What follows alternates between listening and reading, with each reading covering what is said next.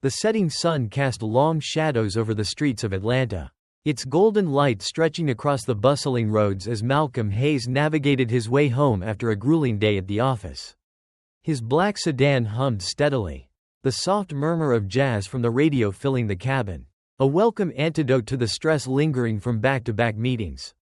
As he approached an intersection, the traffic light flickered from yellow to red. He slowed to a smooth stop, his fingers drumming lightly against the steering wheel. That's when the unmistakable glow of red and blue lights burst to life in his rearview mirror. A piercing siren shattering the calm. Malcolm inhaled sharply but remained composed. Carefully guiding his vehicle to the side of the road, he rolled down his window, his hands resting visibly on the steering wheel, an ingrained precaution. One he'd learned long ago was necessary in moments like these. Officer Cole Warren, a man in his mid-30s with a closely cropped haircut and an air of rigid authority, stepped out of the cruiser. His boots crunched against the pavement as he adjusted his belt and strode toward the driver's side, his badge catching the last light of the day. "License and registration," Warren demanded, his voice flat but edged with something unspoken, something colder. Malcolm nodded, moving deliberately as he reached into the glove compartment and retrieved his documents.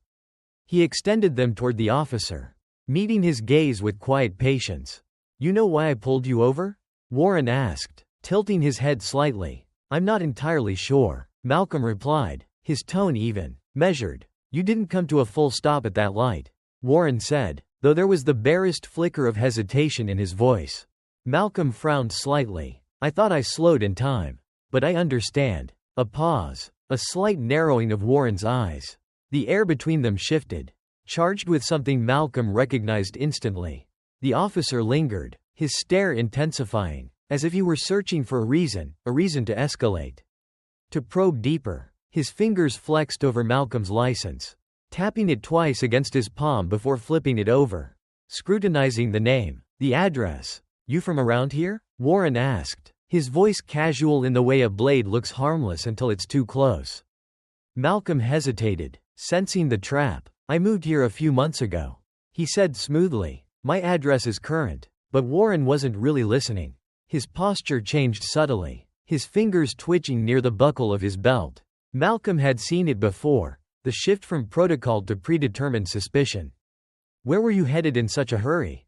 Warren pressed, the words deliberately drawn out. Malcolm didn't flinch. "Just heading home. That right?" Warren leaned in, his presence suddenly heavier, more intrusive. He smelled of stale coffee and something sharper, like aggression bottled up too long. Malcolm could feel the weight of the moment, the way it teetered on the edge of something dangerous. This was no longer about a stop sign. Warren saw something in Malcolm, something that made him uncomfortable. It wasn't defiance. It wasn't even resistance. It was composure, the kind that unbalanced men like him. Malcolm had played this game before. But this time, he wasn't just another man being profiled. This time, the stakes were different, and Officer Warren was about to find out why. Malcolm refused to break, as Officer Cole Warren loomed over him, exuding an air of forced control. Malcolm kept his face neutral, his breathing steady, his pulse pounded in his ears.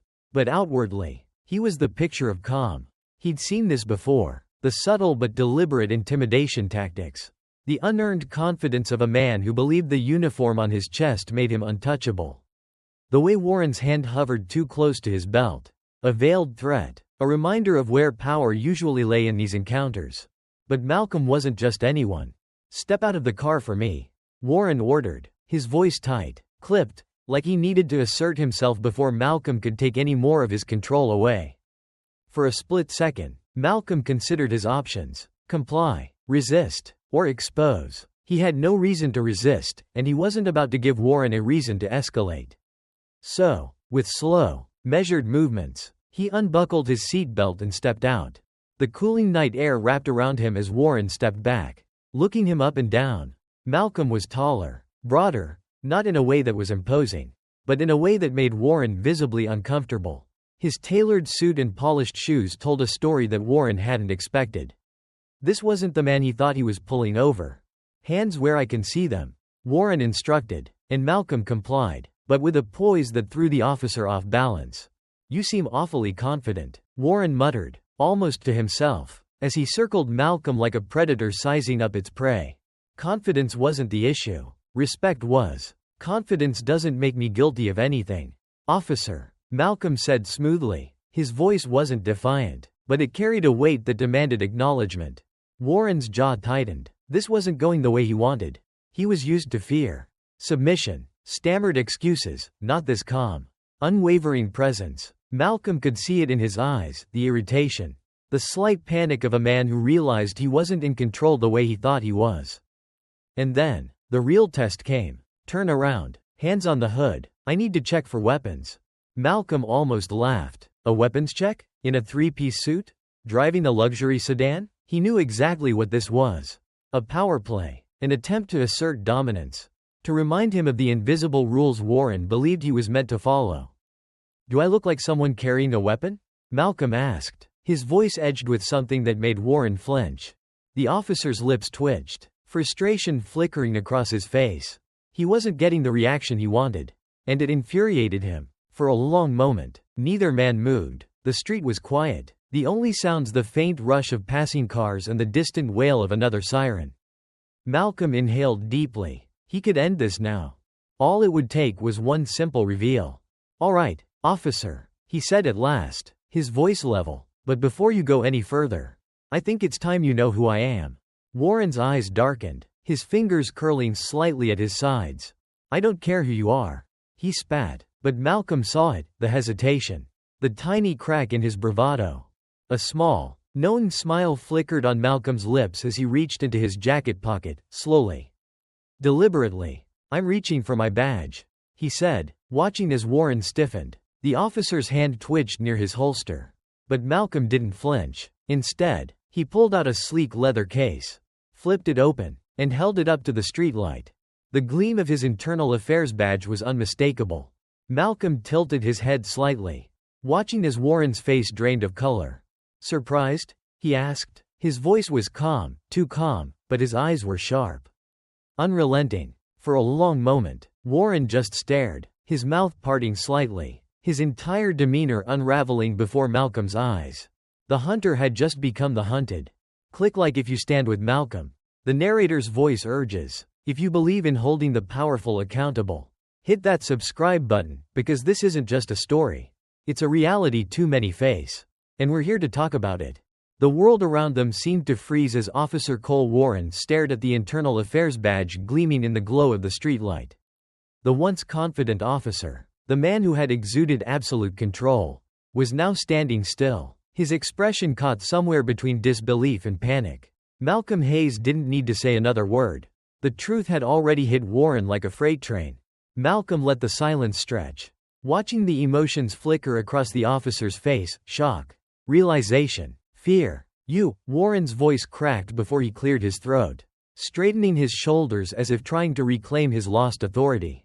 You're with Internal Affairs? Malcolm flipped the leather case shut, slipping it back into his jacket with an ease that only made Warren's discomfort grow. Head of Internal Affairs, Malcolm corrected, his voice calm, measured, for the entire Atlanta Police Department. Warren's Adam's apple bobbed as he swallowed. His hand, the one that had been so close to his weapon moments ago, now hanging uselessly at his side.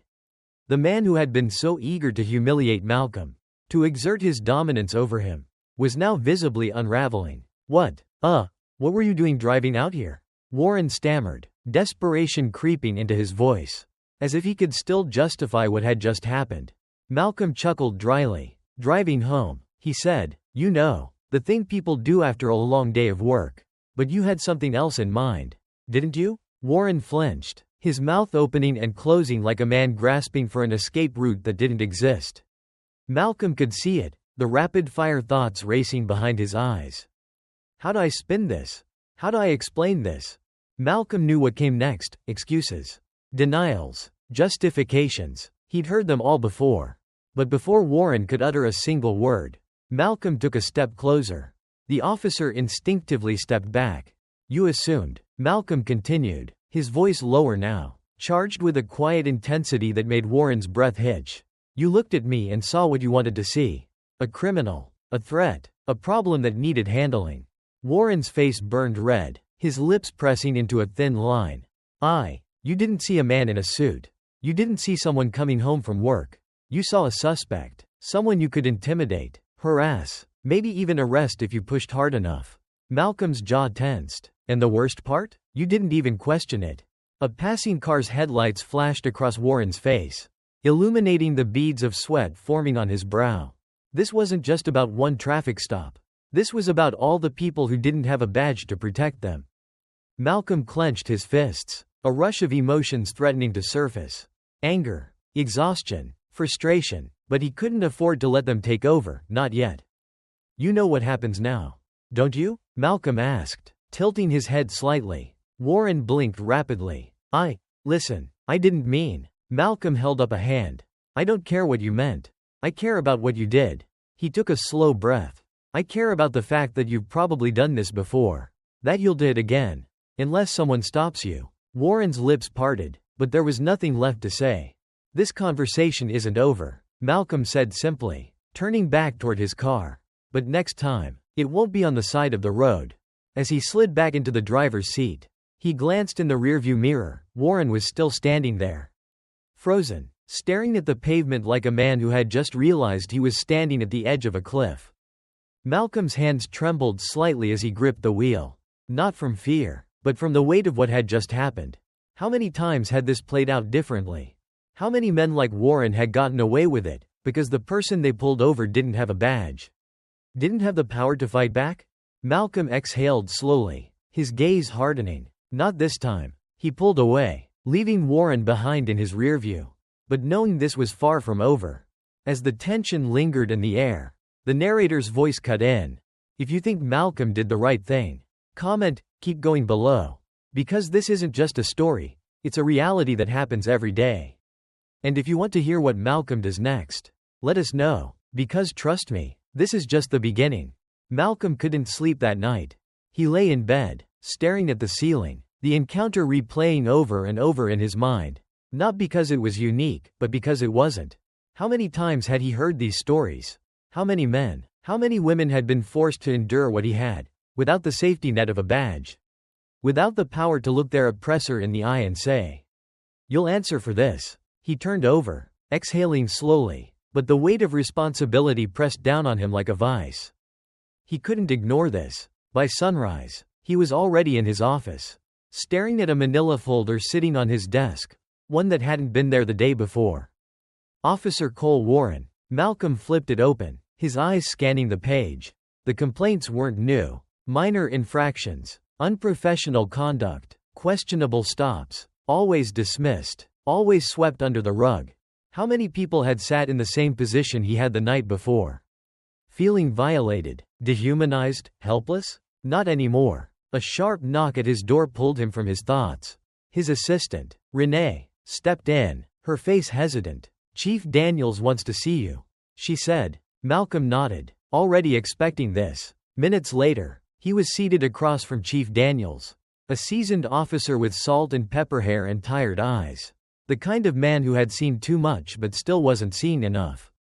"You want to move forward with an investigation into Officer Warren," Daniels stated, not asking, just stating, like a man already bracing for impact.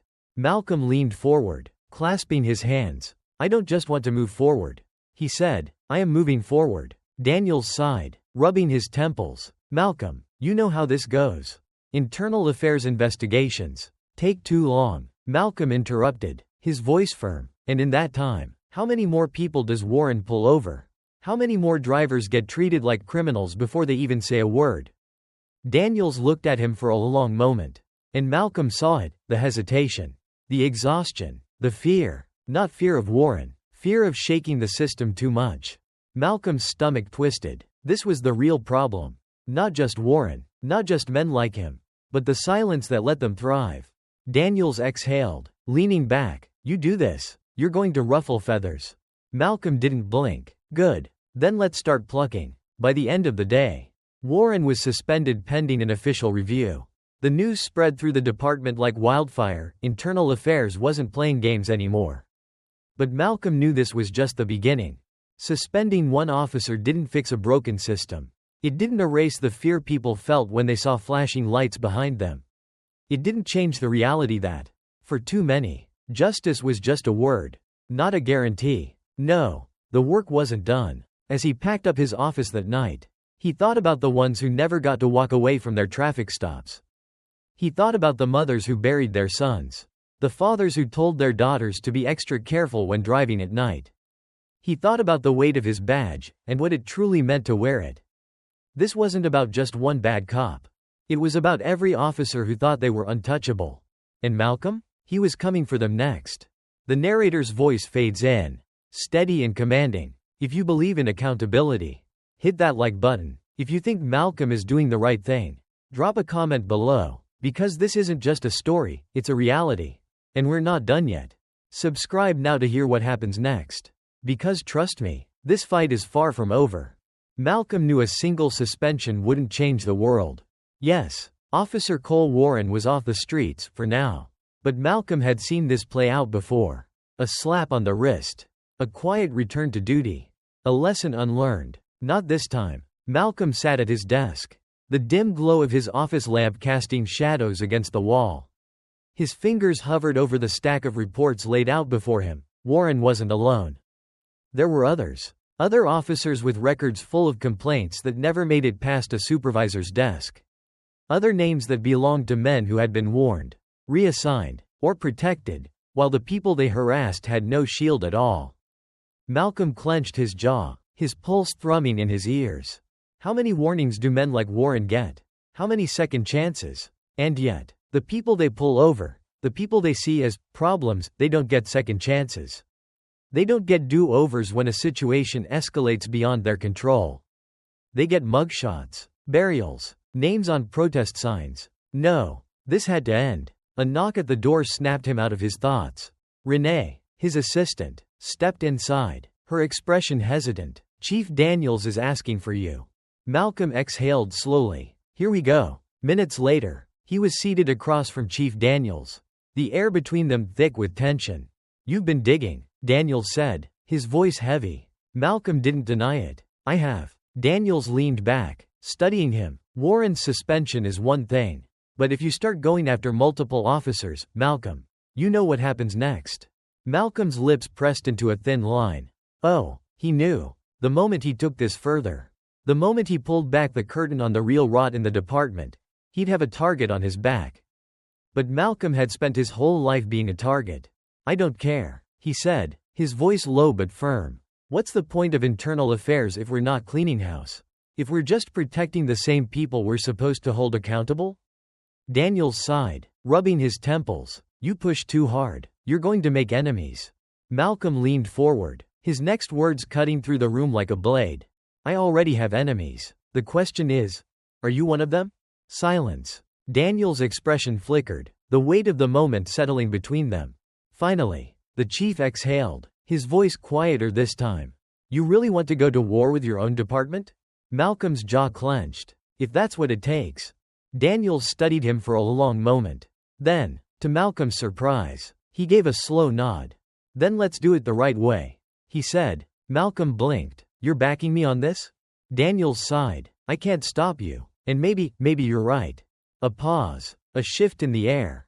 "You want systemic change?" Daniels said. "Then bring me a case. Something airtight. Something they can't ignore. You give me that, and I'll back you all the way." Malcolm felt something stir in his chest. Hope. Not much, but enough. He stood, extending his hand. "Deal." Daniels hesitated, then shook it. And just like that, it began. Malcolm left the office with a fire in his chest. This wasn't about one cop anymore. This was about the system that let men like Warren exist unchecked. And Malcolm? He was about to burn it to the ground. The narrator's voice cuts in, steady and commanding. "Do you want to see Malcolm take this fight all the way? Drop a comment below, because this battle is just beginning. If you believe in justice, hit that like button. And if you're ready to follow this story to the end, subscribe now. Because trust me, things are about to explode." Months later, Malcolm stood at the podium, looking out at a sea of faces. Some were officers, some were community leaders, some were the very people who had suffered under the unchecked power of men like Cole Warren. The weight of their eyes, their expectations, pressed down on him. But Malcolm was ready. Behind him, a large screen displayed a list of names, officers who had been investigated, suspended, and in some cases, removed entirely from the force. Not just Warren. All of them. Accountability. Malcolm began, his voice steady, commanding the room. It's a word we throw around a lot. But what does it really mean? Silence. It means this, he continued, gesturing to the screen behind him. It means we stop protecting those who abuse the badge. It means we stand up, not just when it's easy, but when it's necessary. It means we stop asking the community to trust us while we give them every reason not to. A murmur rippled through the crowd. Some officers shifted uncomfortably. Others nodded. Malcolm leaned forward slightly. Some of you don't like what's happening, he said, his tone sharper now. You think this is an attack on law enforcement. But let me tell you something. Holding each other accountable doesn't weaken us. It makes us stronger. A pause. A beat of silence. You want respect? Earn it. Every single day. The badge doesn't give you power. It gives you responsibility. In the front row, a woman dabbed at her eyes. The mother of a man who hadn't made it home from his traffic stop. Malcolm's throat tightened, but he pushed forward. Some people have asked me why I went this far, he said, why I put my own career on the line to fight this fight. He scanned the room, and my answer is simple. Because I could. Because I had the power to do what so many before me couldn't. He exhaled slowly, looking out at the community members, the officers, the future of the department itself. This isn't the end, he said. It never is. The fight for justice doesn't stop because we win a battle. It stops when the war is over. And that day? He let the silence settle before finishing, his voice low but firm. That day isn't today. The room erupted. Applause. Cheers. Even some officers, the ones who had wanted change all along, stood in solidarity. Malcolm stepped back from the podium, his heart pounding. For the first time in a long time, he felt it. Hope. As he left the stage, Chief Daniels clapped him on the shoulder. You did it, he said. Malcolm shook his head. No, he corrected. We started it. And as he walked out into the open air, he knew this was only the beginning. What this story teaches us: justice isn't just about catching criminals. It's about making sure the people in power are held to the same standards they enforce. Power unchecked is power abused. Respect isn't given because of a title, a badge, or a uniform. It's earned through action. And silence? Silence is what lets injustice thrive. So when you see something wrong, speak up. Because real change? It starts with one voice. Maybe today, that voice is Malcolm's. Tomorrow, it could be yours. The narrator's voice cuts in, firm and passionate. If you believe Malcolm did the right thing, hit that like button. If you stand for accountability, comment "Justice Matters" below. And if you want more stories that challenge, inspire, and spark conversation, subscribe now, because trust me, this fight isn't over.